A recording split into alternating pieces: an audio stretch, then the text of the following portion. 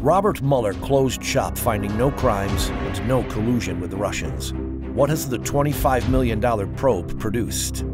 There is not one single indictment that could not have been done by the current Justice Department. And how were these investigations carried out? As soon as I heard that they raided Manafort's home in the wee hours of the morning and picked the lock and had Manafort and his wife wake up in their bed with guns in their faces and search Manafort's wife in the bed in her nightgown. That's textbook Andrew Weissman. I call it prosecutorial terrorist tactics. The Democrat-controlled House Judiciary Committee voted to subpoena the unredacted report. After the Mueller Act is over, is it Congress's turn to carry out Act 2? All these politicians are going to go out and try to do fundraising off of their fighting to get the report. And just how deep is the interlocking of top political powers, national security agencies, and the media during the 2016 campaign and afterwards? And she wrote in this text message, quote, "POTUS wants to know everything we're doing," close quote. Of course, POTUS means Mr. Obama. So my question is for Mr. Obama. What did he know? When did he know it? What did he direct? What did he approve?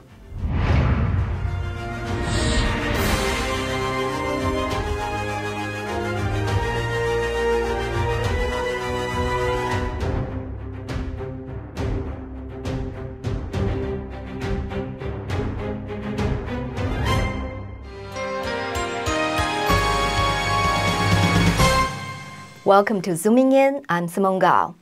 There are many things to reflect on after Robert Mueller finally concluded there was no collusion between President Trump and Russia. We need to ask if the Mueller investigation was a sincere probe into Russian meddling in American politics or an extension of the National Security Agency's opposition to the president.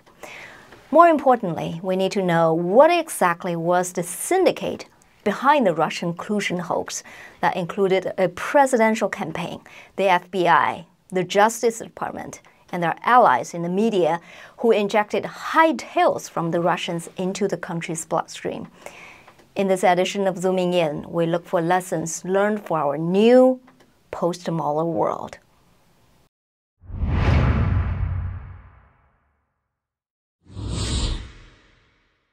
On March 24th, Special Counsel Robert Mueller handed the final conclusion of his Russia probe to the Justice Department. The 2-year investigation did not establish that members of the Trump campaign conspired or coordinated with the Russian government in its election interference activities. The report also concluded the evidence was not sufficient to establish that President Trump had obstructed justice and leaves the Attorney General with the task of determining whether the conduct described in the report constitutes a crime. The Justice Department concluded, there is no obstruction of justice. This chapter did not end here. 3 days later, the House Judiciary Committee Chairman, Jerry Nadler, called the Attorney General William Barr to request the full unredacted report by April 2nd, which the Attorney General did not commit. On April 3rd, the House Judiciary Committee voted to authorize a subpoena for the full, unredacted version of the Mueller report. The committee also authorized subpoenas for members in the Trump orbit, including former White House counsel Don McGahn, McGahn's former chief of staff Ann Donaldson, former advisor Steve Bannon, former spokesperson Hope Hicks, and former chief of staff Reince Priebus. Meanwhile, the House Ways and Means Committee chairman Richard Neal filed a formal request with the Treasury Department for the tax return of President Trump for the past 6 years. Article 1 of the United States Constitution establishes the legislative branch of the federal government, the United States Congress. Today, this body of government seems to be weaponized by politicians more than ever. In this never-ending play, after Mueller's Act 1 is over, is it Congress' turn to carry out Act 2? I asked Christopher Farrell, a former Army counterintelligence officer and the director of investigations and research at Judicial Watch, how Act 2 of the Russia probe will play out. Do you think the Attorney General should and would hand over the full Mueller report to the House Judiciary Committee after they subpoena it? Well, there's a process for the Attorney General to handle the Mueller report, and that process is governed by law. It's also governed by regulations that come from the law itself. And it's very specific, and it has a number of requirements that the Attorney General must fulfill. And so in doing that, there's sort of this political sideshow, this political theater that's taking place in the House Judiciary Committee, which has little or nothing to do with the law that governs the Attorney General's conduct. And so the Attorney General is currently reviewing Mueller's report. He has already pledged to make it public, but there are constraints on what he can make public. And so the law requires that the Attorney General protect what's referred to as grand jury material, and that's information that's presented to a grand jury but is not intended to ever be made public. Grand jury secrecy is a tenet, a foundation of our system of jurisprudence. There's also classified information that has to be withheld. And then there's privacy-related information. You're an innocent person, so why should your name be dragged into something that you just happen to see, hear, etc.? Mm-hmm. So you are specifically saying they are violating the law by asking for unredacted. Well, they can ask for whatever they want. I mean, there's a difference between politics and law. In this case, they sort of intersect. And so you have politicians with their own political agenda trying to use a legal tool to force the Attorney General to violate the law. There's an incredible contradiction in this, and it's nonsensical. But it's not intended to make sense. It's intended as a propaganda tool. It's intended as a fundraising tool. All these politicians are going to go out and try to do fundraising off of, they're fighting to get the report. No, they're not. They're doing a political stunt to generate and to energize interest in their political base. Coming up, can a sitting president be indicted?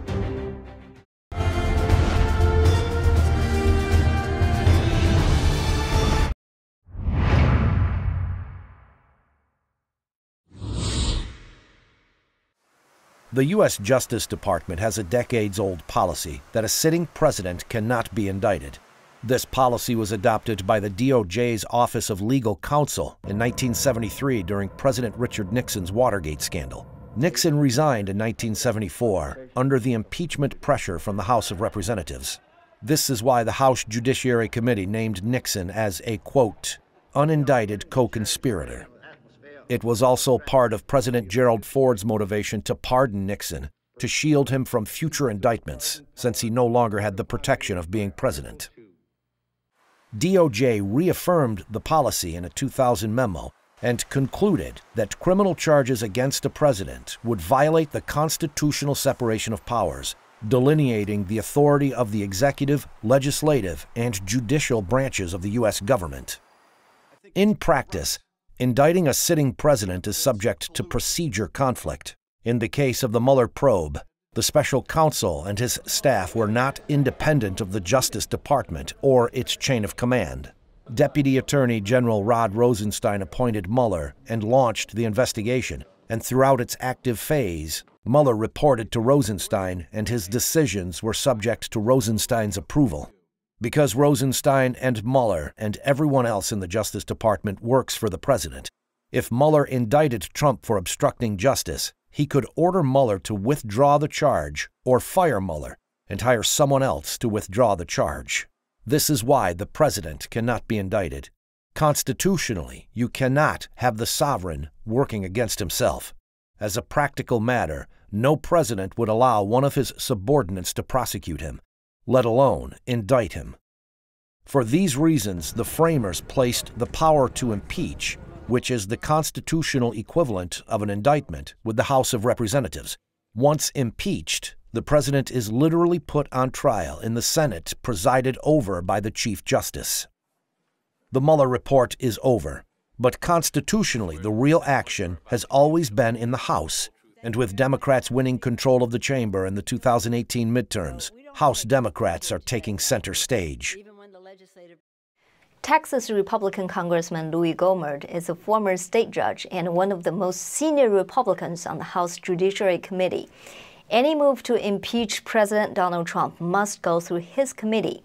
He told Zooming In that Democrats are not moving on from their efforts to undermine the president, but the mood in Congress is not for impeachment either at this moment. Well, as far as impeachment, I don't think that's at all practical anymore.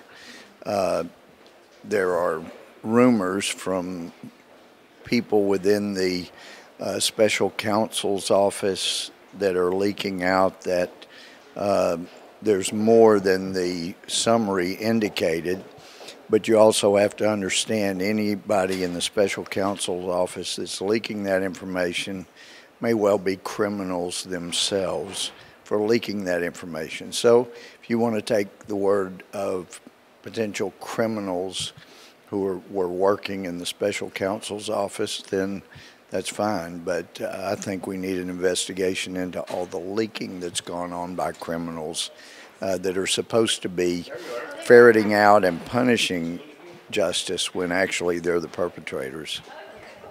What is your take on Attorney General Barr's handling of himself with Nadler and the Mueller report so far? You know, he missed the deadline. Well, I know there are a lot of Republicans that thought a lot of Attorney General Barr even when he was nominated. I just don't know the man, and I didn't know the man well enough. I mean, I could read about him, but that's not really knowing him like I know Mueller after years of asking him questions and years of research on him. So I know him well, and that's one of the reasons I was very upset when he was appointed as special counsel.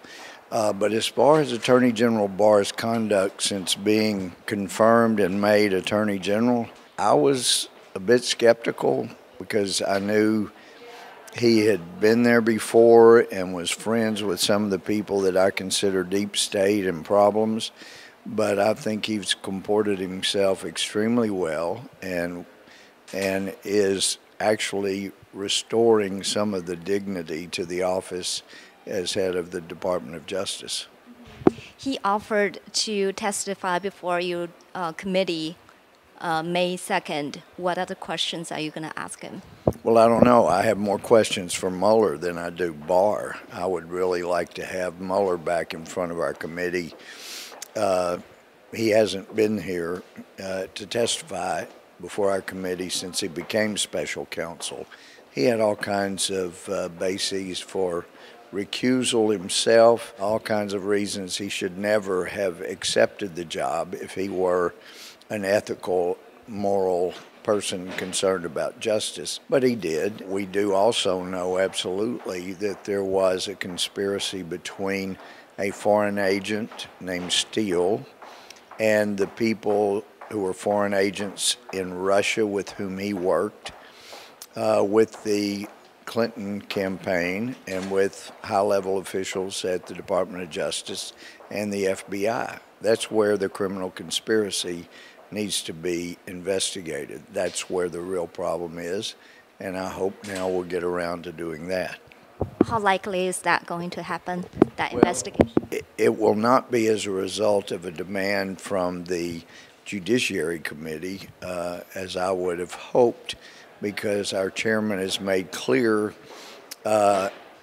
he takes a very, very partisan approach to the investigation in the Department of Justice. So if it's an investigation into Clinton, who was found to have perjured himself, he wants to protect the president and his administration at all costs, as he did with President Clinton. But when it's in the case of President Trump, a Republican, where no criminality is found by anyone, no indictments, no criminality regarding anyone, including the president,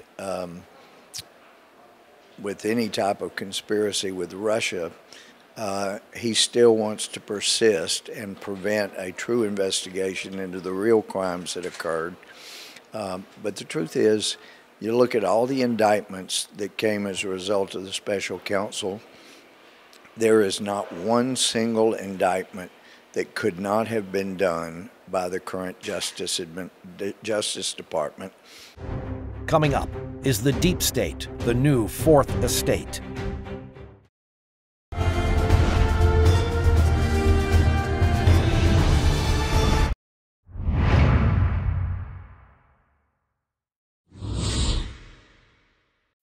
France's Louis XVI called for the assembly of the kingdom's three estates to resolve the financial crisis that crippled his government. The three estates were the nobility, the clergy, and the commoners. In the 1960s, American reporters began referring to the media as the so-called Fourth Estate, an extra constitutional body with a veto over the government and society. During the Russia probe, yet another powerful estate surfaced, namely the national security agencies. Sidney Powell is the author of License to Lie. She served in the Department of Justice for 10 years in Texas and Virginia, and has been lead counsel in more than 500 appeals in the United States Court of Appeals for the Fifth Circuit. Powell told me she knew for the past 2 years that the collusion narrative was groundless. I mean, I've known for 2 years that they made up the entire collusion narrative. That was obvious from the beginning, because I know Andrew Weissman, the lead prosecutor on Mr. Mueller's task force. He's actually the lead villain in my book, License to Lie, Exposing Corruption in the Department of Justice, that came out in 2014. And he's very capable of making things up. He made up crimes against Arthur Andersen and destroyed that company and 85,000 jobs, only to be reversed by the Supreme Court unanimously 3 years later. And he made up crimes against 4 Merrill Lynch executives and sent them to prison for a year for nothing. So I've seen his work up close and personal. And I could just tell from the things they said and the way they went about doing it, especially when I saw the heavily redacted FISA application, the one on Carter Page, that they didn't have anything. No judge should have signed off on that. It was absolutely appalling. So I was expecting a finding of no collusion with Russia, but I was also expecting, because it was Weissman and a group of people who absolutely loathe President Trump that Mr. Mueller picked for his special counsel operation, that they would throw all kinds of red meat to the Democrats to try to give them fodder for the impeachment effort. So I'm not surprised that they didn't affirmatively say there was absolutely no evidence of obstruction of justice, although that's what they should have said. They essentially said that they're not suggesting that he be indicted for that. That's the same thing as an exoneration, really, but yet they go on to throw red meat to the Democrats by saying, well, we can't really exonerate him. That's just baloney. Mm-hmm. Your book came out in 2014. Yes. So you exposed Weissman then. I did. And then, I'm just thinking about the timeline. Why doesn't that sound alarm for Mueller? Well, it should have. But Mr. Mueller's been protecting and promoting Mr. Weissman for 20 years. Okay. Mr. Mueller had a hand in putting him on the Enron task force where he committed all the atrocities that I talk about in my book. And then Mr. Mueller brought him back into the FBI as his general counsel after that. And even though we filed a grievance against Mr. Weissman that was very compelling, and even though the United States Court of Appeals for the Fifth Circuit found that Mr. Weissman plainly suppressed evidence favorable to the defense, Mr. Mueller kept protecting him. And then Leslie Caldwell, who's also in the book, brought him back into the Department of Justice when Loretta Lynch was Attorney General. And they became what I call the deep state transition team that then went about running the back channel with Christopher Steele and Bruce Orr to do the dossier, getting it to the FBI and through the DOJ and all that, long before Weissman went on the special counsel force. I mean, really everything Weissman and Ms. Ahmad touched, she was running the back channel with Christopher Steele too. Everything they touched should be thrown out for egregious government misconduct. Mm-hmm. And so you think Mueller knew all this and knew Weissman from inside out? Oh yeah, I think that's why he picked him for the special counsel operation, because he knew what a dirty prosecutor he is. As soon as I heard that they raided Manafort's home in the wee hours of the morning and picked the lock and, had Manafort and his wife wake up in their bed with guns in their faces and search Manafort's wife in the bed in her nightgown, that's textbook Andrew Weissman. I call it prosecutorial terrorist tactics. Is it true that up till Obama time, when they hire new people, it would be very hard for the conservatives to go into the Justice Department? Is that true? Not necessarily. I think the Department of Justice has gotten progressively worse over the last 20 years. It's been a slow process. Obama probably doubled it and ramped it up in terms of allowing prosecutors to run rampant over people's rights and target people. I mean, I've never seen such politicization and weaponization of all federal agencies as we've witnessed during the Obama administration. I mean, from the Environmental Protection Agency to the IRS to the State Department to the DOJ. He literally put SWAT teams in the EPA. I mean, militarized SWAT teams for the EPA and other federal agencies.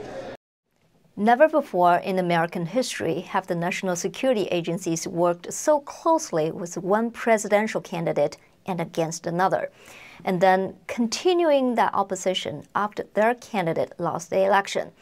Rather than becoming a fifth estate, these agencies and the left-wing media joined forces, forming a new, more powerful fourth estate that nearly ousted a duly elected president. For more details, here's the rest of my conversation with Farrell. Federal law and Constitution forbid unwarranted surveillance of U.S. citizens, but the members from the Obama administration have made hundreds of requests to unmask the identity of U.S. citizens during the surveillance. What was going on? That's a great question. We know that the former U.S. ambassador to the United Nations, Samantha Power, I think at least a couple of hundred unmasking requests had come either from her or from her office. That's astonishing. First of all, really as the U.S. ambassador to the UN, she has no business accessing extremely classified signals intelligence information. It's just not in her portfolio. It's not part of her job. I mean, Susan Rice is understandable, but her. Yeah, and so again, it's a curiosity. It begs for a criminal investigation by the Attorney General, because we've seen the abuse of law enforcement techniques and intelligence techniques, the likes of which we have never seen in our history. You know, the benchmark political crisis of all that everything's sort of measured against is Watergate, right? The Nixon era scandal and crisis that forced his resignation. What we've seen with this manufactured hoax Russia hysteria makes Watergate look like a joke. I mean, this is a really very grave threat to the Constitution.